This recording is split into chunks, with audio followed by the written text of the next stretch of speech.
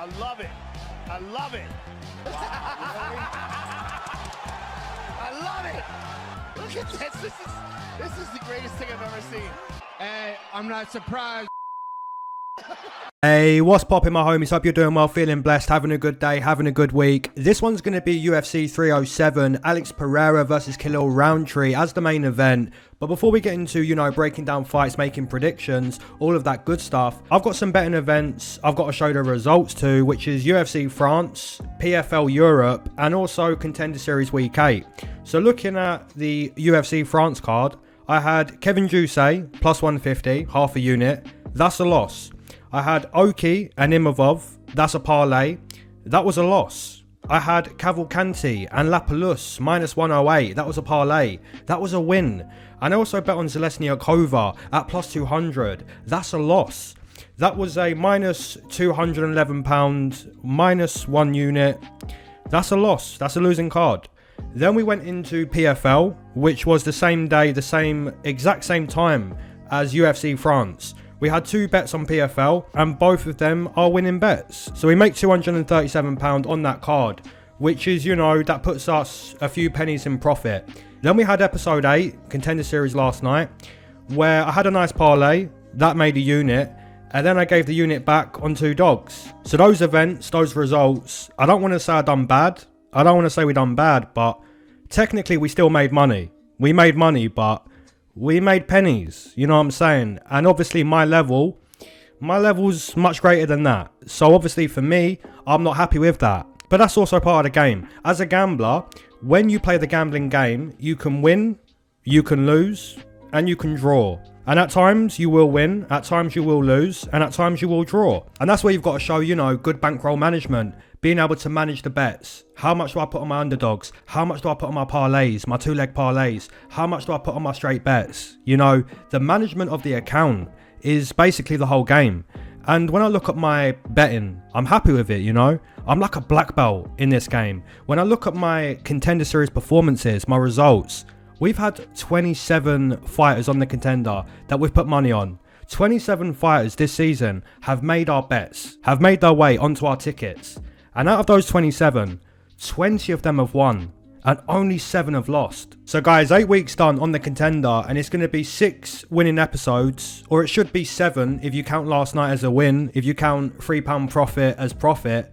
So technically it should be 7 episodes we've won on the Contender and only 1 losing card. Or you could say, well, £3 profit, let's call last night as a break even. Let's call it a draw.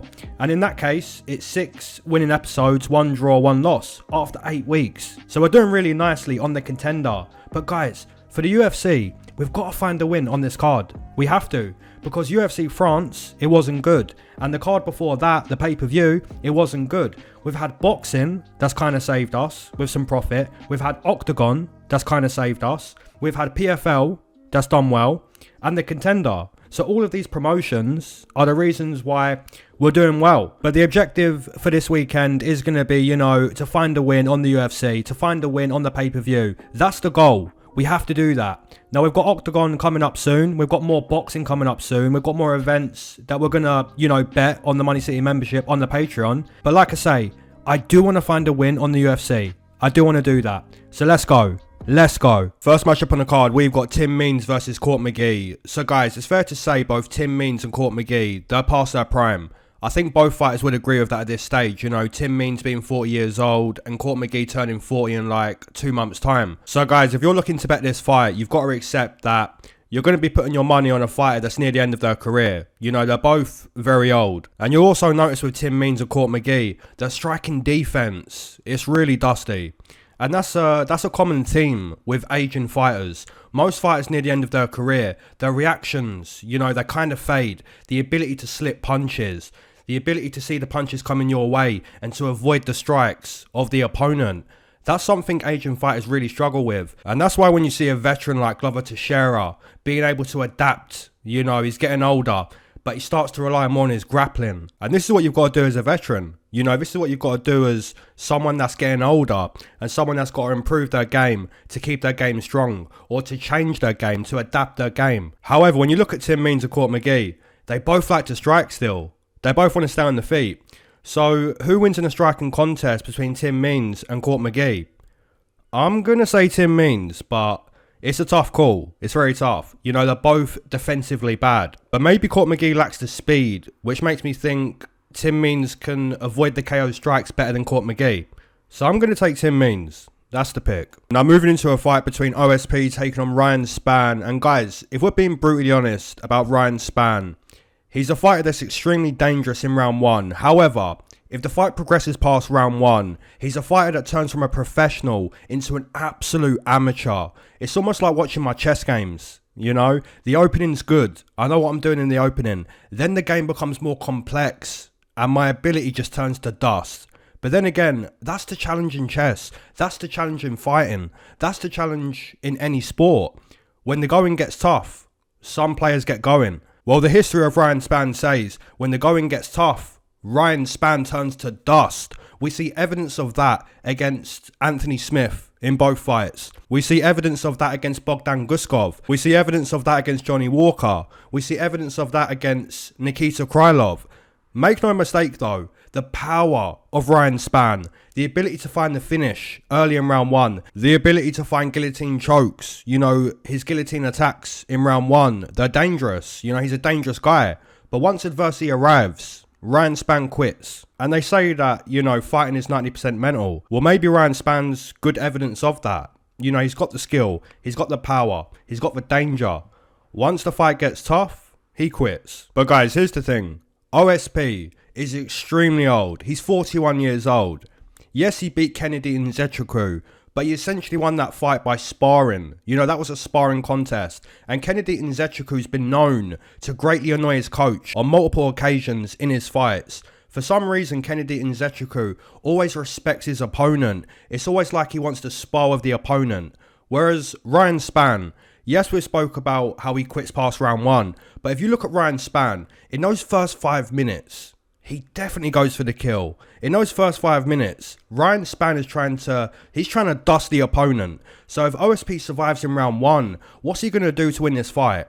Does he go on to spar with Ryan Spann for the next 10 minutes to win a 29-28? Now guys, I'm not somebody that believes in Ryan Spann. I'm really not. But I do believe in logic. And my logic says that Ryan Spann should win this fight early in round one. Or at least prove you can win outside of round one against a 41-year-old OSP who wants to spar. You know what I'm saying? Don't lose to a 41-year-old that wants to spar. If you're Ryan Spann, don't do that. Win the fight. Win the fight in round one. Disrespect the opponent. Disrespect OSP. Find an early stoppage. And if the fight progresses past round one, you know, this is OSP, man. He wants to spar. Don't lose this fight. Give me Ryan Spann. Moving into a matchup between Carla Esparza taking on Tecia Pennington. And both ladies recently becoming mothers. So that's nice. And this is going to be Carla's retirement fight.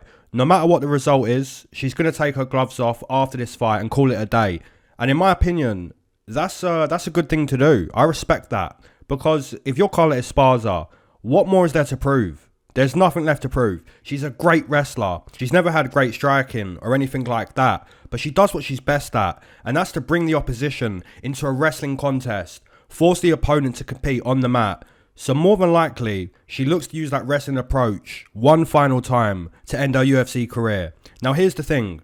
I bet against Tecia Pennington, when she fought Baby Shark, Tabitha Ricci. And guys, I'd have to say, that fight was extremely close. Like, very, very close. I thought Ticia's speed, it looked great. You know, she's the tiny tornado. You know what I'm saying? She's very fast. And with that time off, she came back and she's just as fast. She looked exactly like Tecia Torres.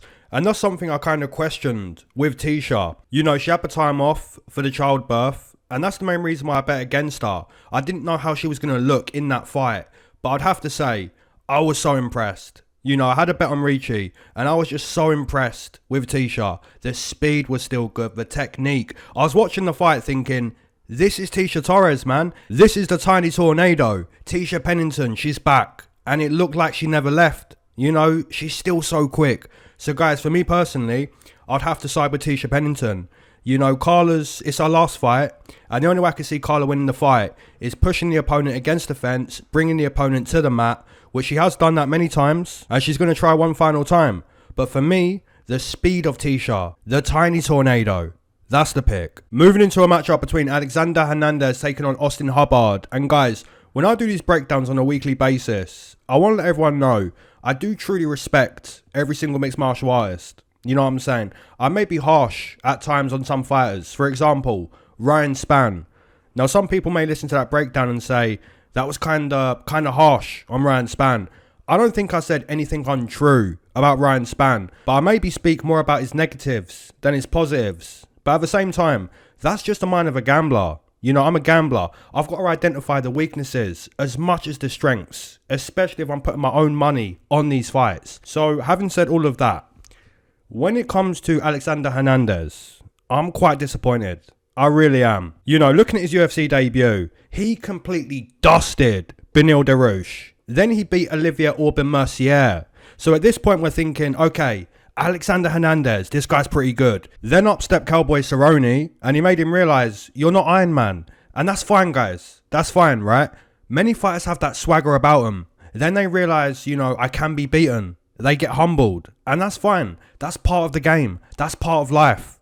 However, once that happens to you, now we get better. Now we improve the skill set. Now we find our weaknesses and we improve them. We iron out the flaws. We make our skill set greater. However, that's not been the case for Alexander Hernandez, unfortunately. Hernandez at times should be using his wrestling when he doesn't use his wrestling. His chin has never been great. He doesn't like getting hit. Not that anybody should enjoy getting hit, but this is the fight game. You know what I'm saying? You best be okay with getting hit. Alexander Hernandez doesn't seem okay being in a war. His cardio is very questionable. Somewhat similar to Ryan Spann, in the same sense that once adversity arrives, Alexander Hernandez isn't ready to distinguish the flames. You know what I'm saying? He's not a fireman. Alexander Hernandez doesn't want the smoke. But sometimes the smoke arrives in a fight. You know what I'm saying? Sometimes you got to dig deep. And that's not really shown to be in the game of Alexander Hernandez. Now, on the flip side, when you look at Austin Hubbard, this guy enjoys punching people in the face. He enjoys being in a fight. He doesn't mind getting cracked. And he doesn't mind returning big punches. I mean, look at his fight against Figlak. He's standing in the pocket going jab for jab all night. He doesn't mind being in a scrap. He doesn't mind being in a, you know, a firefight. He doesn't mind that. He enjoys that. Now, at times, he's kind of beaten by good game plans. For example, Vince Pichel using the calf kick, clinching against the fence. You see Joe Solecki climbing the back, you know, getting a rear naked choke. Even Kurt Holloway with a triangle choke. So I kind of think the opponent's game plan and the opponent's IQ can kind of be a problem for Austin Hubbard. But what's not a problem, you're not going to see Austin lose fights based on not wanting to fight. You're not going to see Austin lose fights based on, you know, having less determination than the opponent, not wanting to fight as much as what the opponent wants to fight, not wanting to be inside the octagon, not wanting to be in the chaos. You're not going to see him lose because of that. You will see Hernandez lose because of that. You will see Hernandez lose because, you know, he's not enjoying the fight. He's not enjoying going jab for jab. He's not enjoying, you know, being in the fire. The mentality is different in my opinion. I think Austin Hubbard enjoys fighting. I think he enjoys it. I think Hernandez wishes fighting was easier. You know what I'm saying? There's a mentality difference. That's the impression I get from watching both guys. Give me the big dog. Give me Austin, and I might put this on my betting lineup. We'll see. Moving into a matchup between Cesar Almeida taking on Ihor Potieria. And guys, I bet against Cesar Almeida in his last fight when he fought Roman Kopylov. I got Roman Kopylov at plus 100. And I made that bet just based on, you know, Kopylov having combat sambo experience, the ability to bring the opponent to the mat, the ability to grapple with the opponent. That's why I made that bet. When you watch that fight, you're seeing the takedowns of Kopylov.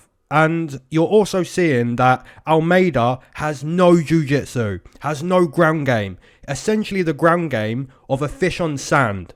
You know what I'm saying? That's his ground game.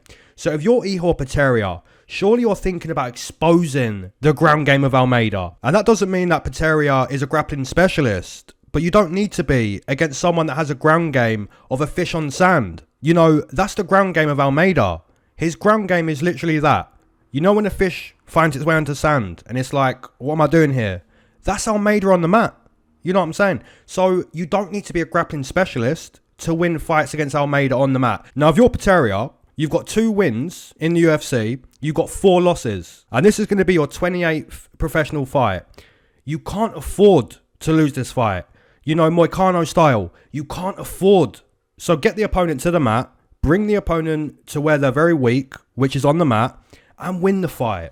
You don't need to be a combat sambo specialist. You don't need to be Khabib Nurmagomedov. You don't need to be DC. Bring the opponent to the mat. That's where the opponent's weak, and you're going to win the fight. Now, guys, do I predict that Potieria is going to go in there and do exactly that? You know, bring the opponent to the mat, win the fight, get an easy win, and, you know, potentially save your UFC career for the time being. Do I predict that Potieria is going to do that?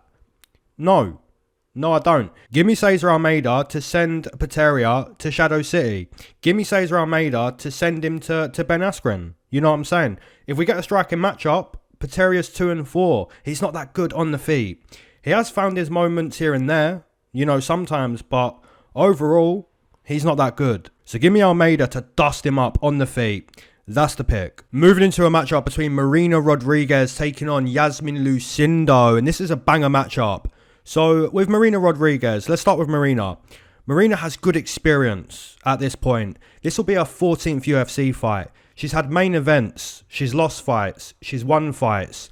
She's got a decent Muay Thai striking skill set. The Muay Thai masterclass that she put on Michelle Waterson, the knees, the elbows, a real Muay Thai striking clinic. However, she's never been a big puncher. She can't really back girls up with her boxing. There's times where she's kind of found some success with her hands, like when she TKO'd Amanda Hebas. She's not awful with her boxing.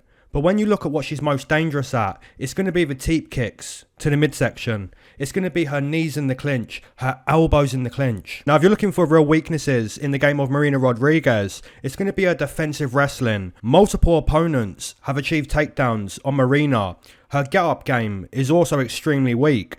So if you can get her to the mat, she's not really going to get back to the feet. And that's maybe down to the fact that, you know, she's a striker. She's not a jiu-jitsu player. She's not a wrestler.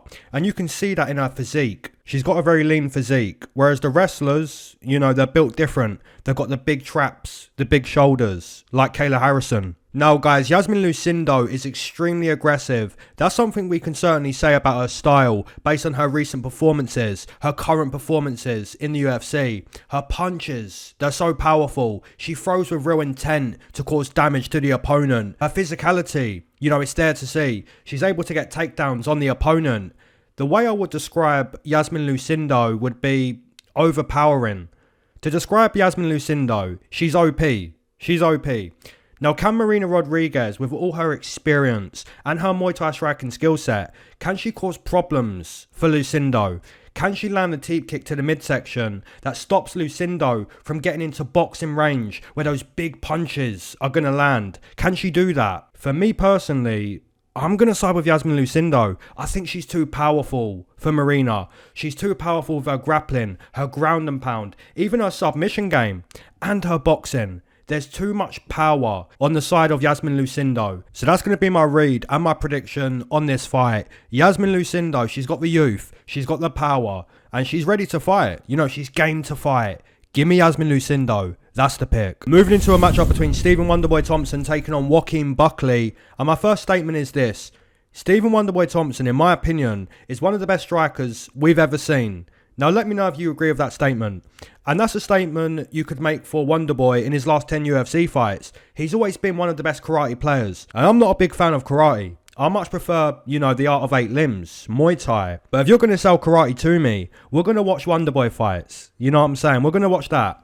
Now, the problem now for Wonderboy is he's 41 years old. And it's not easy to implement a karate style at 41 years old. But then again, that's all Wonderboy knows. That's all he knows. And when you see guys like Bilal Muhammad who go up against Wonderboy, he's looking for takedowns because he knows that Wonderboy is very good at, you know, staying on the feet. He's good at karate. That's all he knows. And you see the same thing with Burns and even Shavkat use some grappling against Wonderboy. So guys, you have to understand that Wonderboy's made a career out of controlling the range. He's made a career out of hitting the opponent, then keeping the opponent from finding the target. He's a technical genius that plays the striking game on a really, really high level.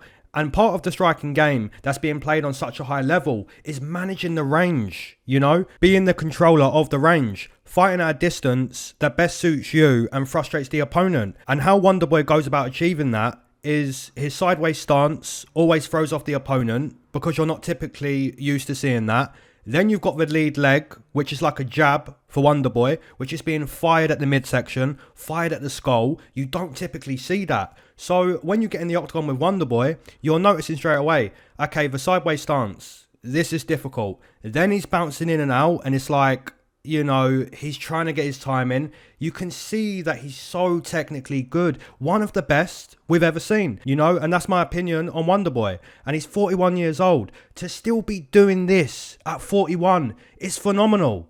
It's phenomenal. The sideways stance, the lead leg, the karate, the speed, the technicality of Wonderboy. Excellent. But guys, here's the thing. On the flip side, we've got Joaquin Buckley, and he's really evolved. He's really gotten better. He's always been a dangerous fighter because he's got massive knockout power. He's got one of the greatest KOs of all time against Ihor.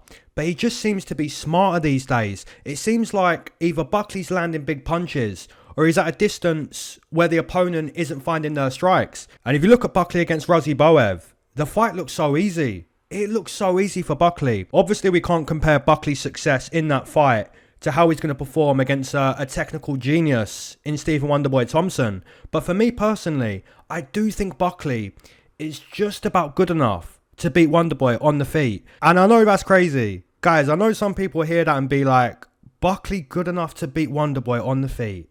No. But guys, I do believe it. I do believe Buckley is slightly good enough to beat Wonderboy on the feet. A 41-year-old Wonderboy and, you know, an improved Joaquin Buckley, I do believe that. You know, he's going to land big punches at times. And he's also going to, you know, play the range game, the same range game as Wonderboy. Is he going to play it in a sideways stance the same way as Wonderboy? No, he's not. He's going to have his hands up and he's going to let you know. At times, I'm going to close the distance and throw big punches. And there's going to be times where I'm waiting to see when's the right time to do that, right? I think he's just good enough to beat Wonderboy on the feet. And I know that's crazy. It's crazy. But that's my pick. That's my pick, man. Hey, the homie. Kevin Home Alone Holland versus Roman Dolidze. Here's the thing, guys. Kevin Holland has always had dusty wrestling defense. He's unable to stay on the feet at times. So choosing to wrestle against Kevin Holland is certainly a good game plan. Now, Roman Dolidze does have the wrestling and the high-level grappling. His jiu-jitsu, you know, is extremely good on the mat. But what he doesn't have is cardio. You notice with Roman Dolidze, he's always tired after 6 minutes or 7 minutes. Now, I did bet on Roman against Anthony Smith just because, you know, Anthony Smith is a punch bag. But guys, Kevin Holland ain't that. You know what I'm saying? At times, Kevin Holland can be really effective with his kicks. You're seeing that against JDM. Now, he didn't smack JDM with massive kicks like Barboza, but he just, you know, added them up as the fight went on. So his kicks at times can be effective. And he can also be really effective with his boxing, with his length. You know, he's very long. So the only problem that Kevin really faces against Roman Dolidze would be, you know, trying to stay on the feet and also trying to break away from the fence. Because at times, Roman's going to try to physically overpower Kevin Holland, you know, push him against the fence, try to physically bully the opponent. So he's going to try to, you know, impose his physicality. Now, it's a very good matchup, but guys, I've got to side with the homie. I'm siding with the homie in this one. Give me Kevin Home Alone Holland. That's the play. That's the pick. I bet him against Michael Oleksiejczuk. He did get dropped and then sent him to Snap City. You know what I'm saying, with the armbar. Now, is he going to do that to Roman Dolidze? Probably not. But staying off the fence, staying off the mat, letting the kicks go, using the length, and also allowing for Roman, you know, to get tired midway into the fight. Give me the homie. Give me Kevin Holland. Now, moving into a matchup between Kayla Harrison taking on Ketlen Vieira. And guys, listen, one of my friends who doesn't watch mixed martial arts, he watched UFC 300, as most casuals did. And Kayla Harrison fought the former champion, the Preacher's daughter, Holly Holm. And once that fight got done, he sent me a text saying, are we sure that's not a man? You know, and that's just how dominant Kayla Harrison was. That's how dangerous Kayla Harrison is at imposing her wrestling and her grappling onto the opponent. She's essentially the female version of Khabib Nurmagomedov.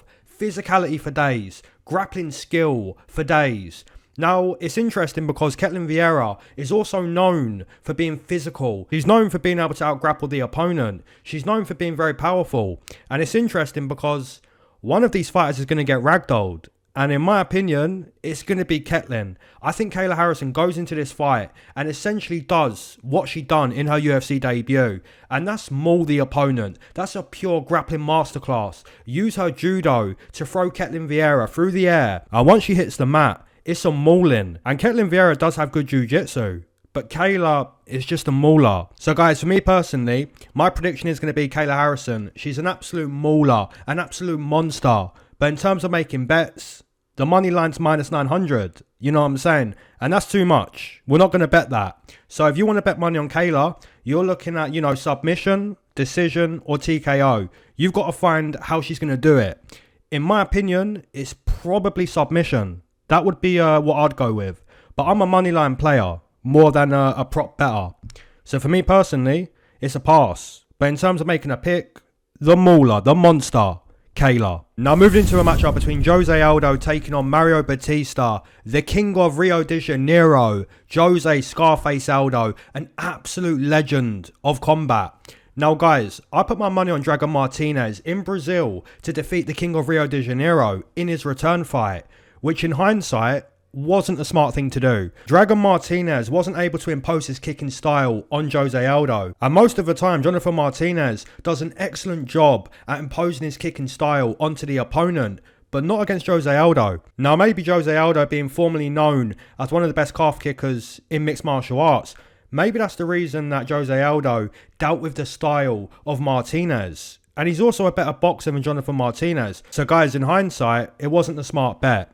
Now Mario Bautista, in my opinion, is on a similar level to Dragon Martinez. But the difference with Mario Bautista is he's more likely to box with the opponent. He's more likely to use his wrestling, use some grappling. He's a little more well-rounded in comparison to Dragon Martinez. Whereas Martinez is more likely to kick in order to find success inside the octagon. So if you're Jose Aldo, you've got to be more prepared to wrestle with this opponent. You've got to be more prepared to box with Mario Bautista. Whereas Jonathan Martinez, like I say, he's more of a kicker, more about kicks, right? And he couldn't get that game going against Jose Aldo. Now guys, this one's a tough pick. It's very tough. Because if Mario Bautista can't get Jose Aldo to the mat, we stay on the feet. And Jose Aldo, he's got amazing low kicks, but he doesn't really use them too much these days. He's more about boxing, right? And Mario Bautista, like I say, he likes to box. He likes to box way more than Dragon Martinez. So it's a different opponent that's on a similar level. But guys, in my opinion, Mario Bautista is more well-rounded. He's still getting better. He's improving. He's got the youth on his side. Whereas Jose Aldo, yes, he returned and he looked good in that return fight. He looked very decent. But I don't think he's going to outclass Mario Bautista. But then again, I thought the same thing when he fought Dragon Martinez. I thought Dragon Martinez was going to go in there, school a legend, school a veteran, get a massive win on his resume. But that wasn't the case. I was wrong. But I kind of think the same thing here. I think Mario Bautista, he's got the youth, he's got the well-rounded game, wrestling, grappling, boxing. He's very tough and he's hungry.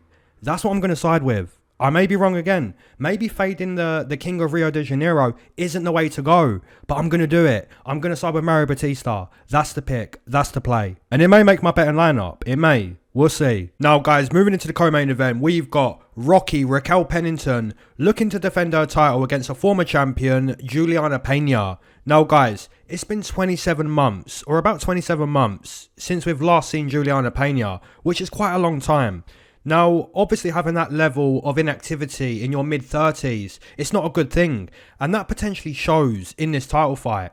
Pena's striking defense was abysmal against Amanda Nunes. Now, you could say, well, that's Amanda Nunes. She's going to make you look defensively bad, which is true. She did make Raquel Pennington also look defensively bad. But here's the thing. Raquel Pennington, in my opinion, is able to compete at a higher level in 2024 than Juliana Pena. If Juliana's last performance is anything to go off, then I'm not sure she's going to find much success against Pennington. But then again, Juliana Pena has one of the biggest upset wins of all time. You can't deny that. We can't deny that, right? She shows her toughness and she shows, look, I can find a win against Amanda Nunes. That's one of the biggest wins of all time. So if Juliana Pena wants to again become champion, then bring Rocky to the mat. Bring Raquel Pennington into a grappling match, a wrestling match, and find a stoppage on the mat, similar to how you did against Amanda Nunes, because that's certainly a possibility. But for me personally, guys, I just think Rocky's more in her prime, maybe past her prime, slightly, but still able to compete at a really good level, whereas Pena, she's just sat on the sideline for over 2 years. That's not a good look. That doesn't resemble a spirit of a champion. That doesn't resemble the hunger of someone that wants to become champ. You know what I'm saying?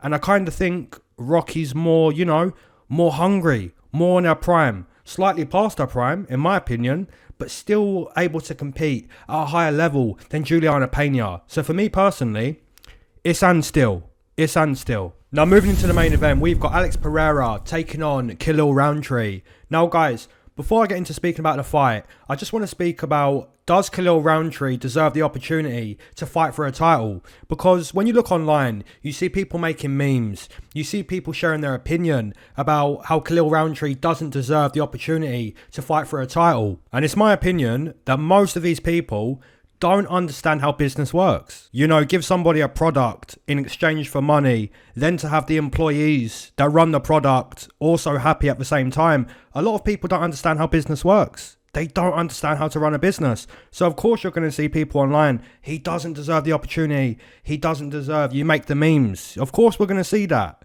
These guys don't understand. They don't get it. Khalil Rountree does in fact deserve this opportunity. He does deserve it. Khalil Rountree has worked for the UFC for 8 years. And right now, he's doing his job better than he's ever done his job in those 8 years.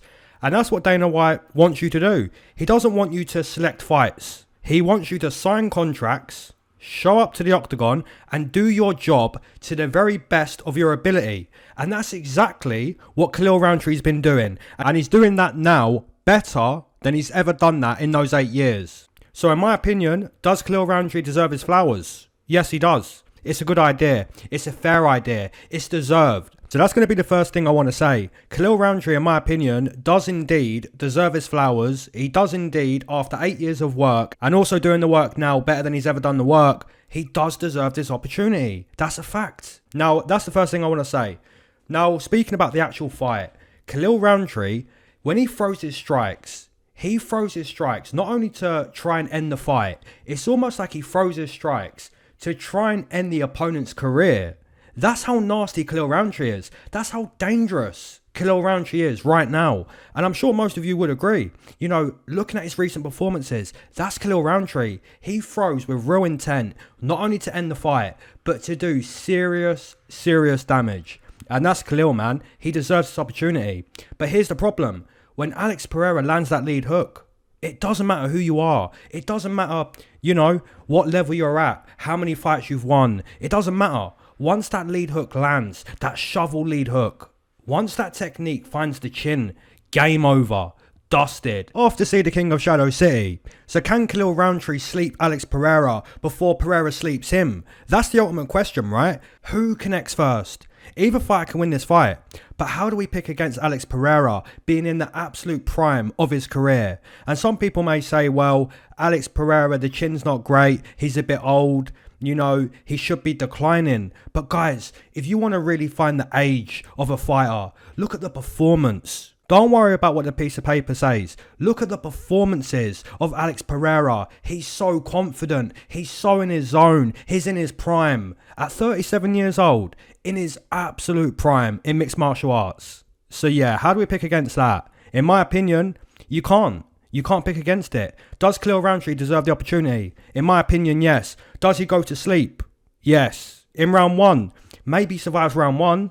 But yeah, the first 10 minutes... Khalil Rountree, man, the lead hook, you're going to experience that. I do believe you experience the lead hook of Alex Pereira, and nobody should experience that. You don't want that. But Khalil Rountree probably does experience that. So give me Pereira via KO, via complete dusteration. That's the pick. As always, guys, let me know you're taking in the main event, the co-main event, your straight bets, your parlays, your Money City bets. If you want to see who I'm personally betting, the only way to do that is to join the Patreon and also join my Discord, patreon.com/UFCGA. Let's go. And as always, keep your eyes to the sky, never glued to your shoes. Peace.